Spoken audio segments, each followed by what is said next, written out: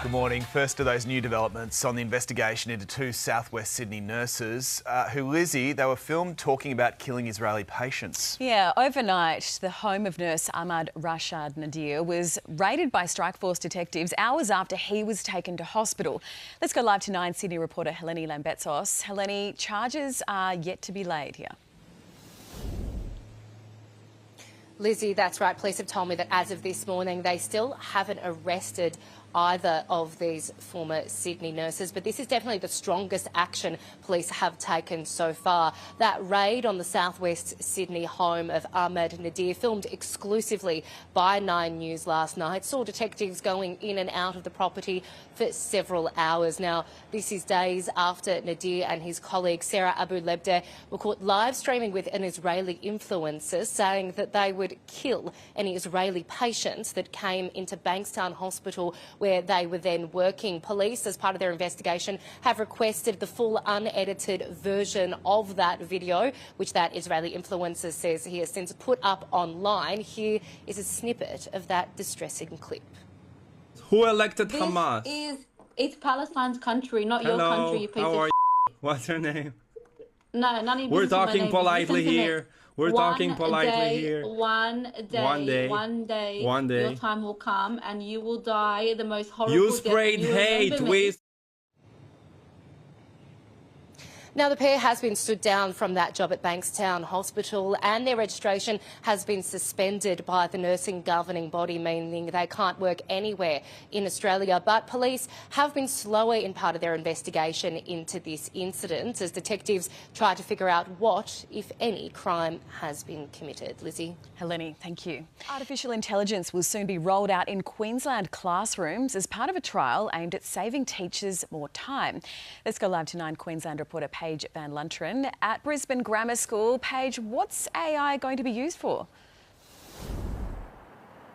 Yeah, good morning. The AI will be used to grade students' assignments, so anything from handwriting to maths, science and even engineering portfolios. So teachers can upload a criteria sheet and the artificial intelligence will then grade the assessment, spitting out not only a grade but also comprehensive feedback. Teachers can then adjust that feedback and in doing so they're able to train the AI to improve marking on future assessments. Now this software called Adexia, it has been trialled at 10 Queensland schools already in the last year. Teachers reported it working wonders for cutting down high workloads as well as improving consistency across cohorts with multiple classes. The Queensland Teachers Union has also welcomed this software, saying if used in the right way, it could really help prevent teacher fatigue, which we know is a really big issue right now. Paige, thank you. Our next story is about Tesla Cybertruck. A Tesla Cybertruck in self-driving mode has crashed into a pole in Nevada's Reno City. The crash resulted from a failure to merge correctly, which means that the Tesla Cybertruck failed to merge out of a lane that was ending, further crashing into the pole. This incident has intensified concerns over the dependability of Tesla's full self-driving software, further casting shadows on Musk's plans for a robo-taxi service launch.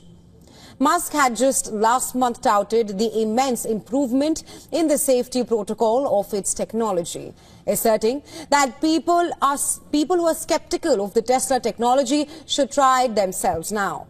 However, the latest Cybertruck accident is a warning sign about the safety of the technology and Tesla's readiness to take the driver out. Unlike other automakers which use redundant technologies for safety, Tesla's approach relies only on cameras, making it cheaper but also riskier in challenging conditions like heavy rain, snow or fog. The accident shows that there are problems with Tesla's full self-driving nighttime detection abilities. Data mapping and vision-only approach as well. Tesla has for years faced criticism and investigations over the safety of its advanced driver assistance software, following several crashes in the past as well. As of October 2024, there have been hundreds of documented non-fatal incidents involving Tesla's autopilot and self-driving features. The latest Cybertruck crash is still a reminder for the world that the technology is essentially not there yet and raises one pertinent question. Can Tesla's self-driving software be trusted? Areas already devastated by last month's California wildfires are now dealing with an atmospheric river. The weather system is battering the West Coast with heavy wind, rain and snow. The National Weather Service has also issued flash flood and mudslide warnings for several parts of Southern California. CBS News correspondent Carter Evans has more. Well, good evening. Behind me is Duke's, a very popular restaurant here in Malibu. They've been here for 29 years and survived 2 fires in the span of about a month, but the mudslide got them on Thursday night. You can see it's all filled with mud, and they tell me it's all inside the restaurant as well. All of this debris, it's going to take them months to clean up, and they were just getting ready to reopen after the fires. It is a big cleanup job. As you can see, we've got street cleaners coming through here right now. This is the famous Pacific Coast Highway, and there is a lot of digging out to do here. You can still see very large puddles of water. They've got it closed off to the public right now, and it's going to be a while before they get rid of all this mud and are able to open it back up to the public. But even though it's a sunny day right now and the weather looks good, there are still concerns and still threats out here. I mean, take a look at this hillside. It is bare. There's no vegetation holding the dirt together right now. So it's saturated with water, and it could slide at any time in the next couple of weeks or even months. A massive protest broke out in Lebanon's capital, Beirut. The protesters of the Hezbollah group burnt tires and then blocked the road to the country's only commercial airport. Now, hundreds protested against their own government and the airport authorities after 2 Iranian planes were barred from landing at the airport. We demand that the Lebanese government allow all airplanes from around the world to come. Every Lebanese citizen has the right to return, no matter who they are. These Lebanese people should not be left stranded for more than 8 hours in Iran just because the Lebanese state does not want them. The demonstrations broke out after Lebanon's Civil Aviation Agency announced their decision to reschedule flights till the 18th of February. Authorities say that they took the step as additional security measures. Interestingly, the 18th of February is the deadline for Israel and Hezbollah to fully implement their ceasefire agreement. But the protesters have accused Lebanon's government of bowing down to pressure from Israel. This is the first major standoff for Lebanon's lawmakers less than a week after the war-ravaged nation formed a new government. It was only on Saturday that the new prime minister had formed the first full-fledged government since 2022 amidst crippling economic crisis and a very vulnerable ceasefire arrangement with the State of Israel. Following the protest, Lebanon's new Prime Minister Nawaf Salam visited the tomb of the former Prime Minister Rafiq Hariri, paying tribute on the 20th anniversary of his assassination in Beirut. President Donald Trump unveiled a plan that will enact so-called reciprocal tariffs. Those are tariffs on imports that match what other countries have put into place in American products. But the economic implications of this could certainly affect your wallet. Scripps News correspondent Maya Rodriguez joins us live from Washington. Maya, how could these reciprocal tariffs affect us here at home? Yeah, well, Nate, think of the things you buy. Do you buy alcohol made in another country? It might get hit by this new tariff. If you're looking to buy a car that's made outside of the U.S., that too could be hit by these tariffs. And experts have been telling us small businesses around America could also have to deal with this. President Donald Trump laying out his plans for broad reciprocal tariffs. They charge us a tax or tariff, and we charge them the exact same tax or tariff. Saying the plan promotes fairness and U.S. job growth and potentially raises revenue for the U.S. government. But some economists and industry insiders are concerned that costs could be passed on to businesses and working families. These retaliatory tariffs will come at a price for the American people. This creates a challenge and a cost that businesses may have to pass to consumers. I think there's certainly reason to prepare, to give this some thought.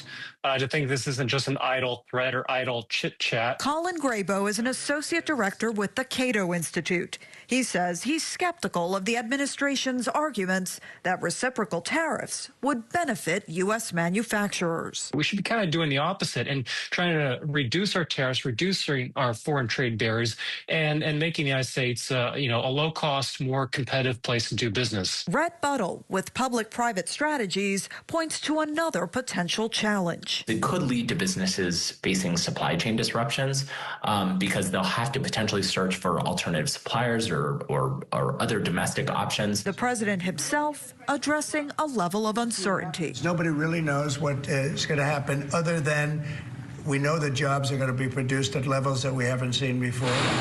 Something that only time will tell. These tariff increases would be customized for each country and could lead to trade negotiations with each one of them. President Trump ordered officials in his administration to put together a report on which countries should be targeted and what tariff rate should be applied to them. That report is expected by April 1st. Nate. Scripps News Global Affairs correspondent Maya Rodriguez live for us in our D.C. newsroom. Thank you for your reporting. CDC set to cut nearly a tenth of its workforce because of President Donald Trump's new probe into federal spending. Atlanta News First Adam Murphy is live at the headquarters along Clifton Road. So, Adam, what could this mean for those employees? Blair, it means those employees will be looking for other work while the administration attempts to trim the agency's $9 billion budget. There is a sense of uncertainty outside the CDC headquarters on Clifton Road in Atlanta. According to the Associated Press, nearly 1,300 probationary employees making up roughly 1/10 of the agency's workforce will soon be cut. Georgia Congressman Jon Ossoff blasted the decision. If this administration guts and gags the CDC, who's going to defend the nation from Ebola? Who's going to protect kids from measles? Who's going to save us from TB? The pending layoffs also have area businesses concerned about the impact it could have on their bottom lines. Maybe 70 to 80% of our customers is from CDC, and the rest are maybe from people who are around, who have friends who live around this area. Many of the restaurants across the street from the CDC in Atlanta went out of business during the COVID pandemic and never reopened. As for the affected CDC employees, they are supposed to receive 4 weeks of paid administrative leave, although it's still unclear how many of them impacted work here at the headquarters in Atlanta. After all, look what the CDC has accomplished over the past 80 years because the centers have been well funded. Now, Atlanta News First has reached out to both the CDC as well as the White House for comment. We're still waiting to hear from them. But the administration has made it very clear this is part of their plan to restructure and streamline the federal government. Live outside the CDC in Atlanta tonight, Adam Murphy, Atlanta News First. Just as the Ukraine war approaches its third anniversary, a bombshell move from Donald Trump, calling Vladimir Putin to arrange talks and instructing his defense secretary to give a speech that has major implications not just for Ukraine, but also for the whole of NATO. The NATO alliance has guaranteed European security for almost 80 years, since 1949. And essential to all that has been America's support. Now, for the first time, that is in some doubt. NATO may have expanded, numbering 32 members now, including Sweden and Finland. But the US is still by far its most important member. America has more than 100,000 military personnel deployed in Europe, has air bases, intelligence bases, and naval assets all stationed here. Donald Trump has been pointing out for years that America spends vast amounts more on defense than any other NATO nation. As you can see here, more than all the other NATO nations put together, with the UK now falling behind Germany into third place.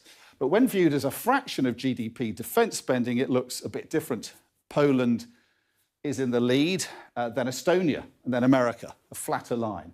Now, NATO is thinking of raising its guidelines for defence spending from 2% to 3%. Now, that still leaves it well short of what Russia is spending, almost 7% of its GDP, so Putin can fight his war in Ukraine.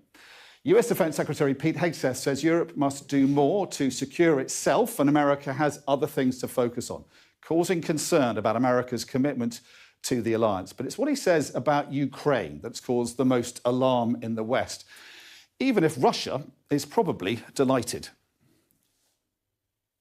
When he says that if there's a peace deal, there won't be any American involvement in keeping the peace in Ukraine, and it must not be anything to do with NATO, I think that's going to have people in Brussels, somewhat alarmed. Fundamentally, I think this kind of a line will go down extremely well in the Kremlin, because what it says is right up front, before any negotiation, we're ready to go along with the idea that Russia can help itself to part of next door Ukraine's sovereign territory. So even before any negotiations start, the Trump administration seems to be ceding ground to Vladimir Putin.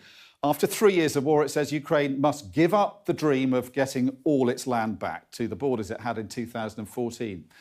Since then, Ukraine has lost around 20% of its territory, Crimea and much of the east. And what Hegseth says about a possible peacekeeping deterrent force along the front line here in blue will also delight Vladimir Putin. Unlike other peacekeeping operations in the past, like this one in Kosovo in the late 90s, this will not be a NATO mission, Hegseth says. It also won't have any American troops in it. And any forces that do take part should not have NATO protection, he says. Now, that will make any government, including Britain's, think long and hard before sending troops to deter Russia from starting the war up again in a few years' time. So the stage is being set. Russia and America are initiating talks about Ukraine. Ukraine was only notified afterwards. The US is giving Vladimir Putin some of what he wants before talks have even begun. Events are moving fast at a pace set by Washington and Moscow, it seems, with allies, including Britain, struggling to keep up. All right, for more on this, we're now being joined by Lester Munson from Washington, D.C. He's the co-head of the international practice at BGR Group and senior fellow, National Security Institute. Thank you so much for joining us on World Day, and it's always a pleasure to have you with us. Great to be with you. Now, Mr. Munson, of course, a lot of experts say that this just highlights Trump's pragmatic approach to diplomacy, and that is something I wanted you to expand on. Of course, we've been seeing that Trump wants to get Russia and Ukraine on the negotiating table. How much of a part Kyiv will play in this peace process? That is something that has raised concerns as well. What's your assessment of Donald Trump's call to bring Russia back into the G7 and perhaps not isolate it further? Well, I agree with you that this is evidence of a very pragmatic approach to diplomacy. I think President Trump realizes that, at least in terms of monetary goods and blood and treasure and that kind of thing, there is no cost to bringing Russia back into the G7 or G8 grouping.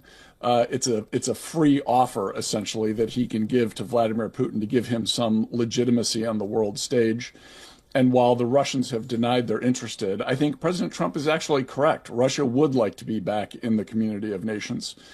I don't think he's saying that he wants them in there without a settlement. I think he's using this also to entice the Russians into an effective negotiation where they can return in some fashion to the international community and be a respectable nation again. So he's really kind of changing the conversation here. He's resetting the boundaries for what the discussion about the future of Ukraine will be, and it could, I don't think it's guaranteed, but it could have a real positive impact on those discussions.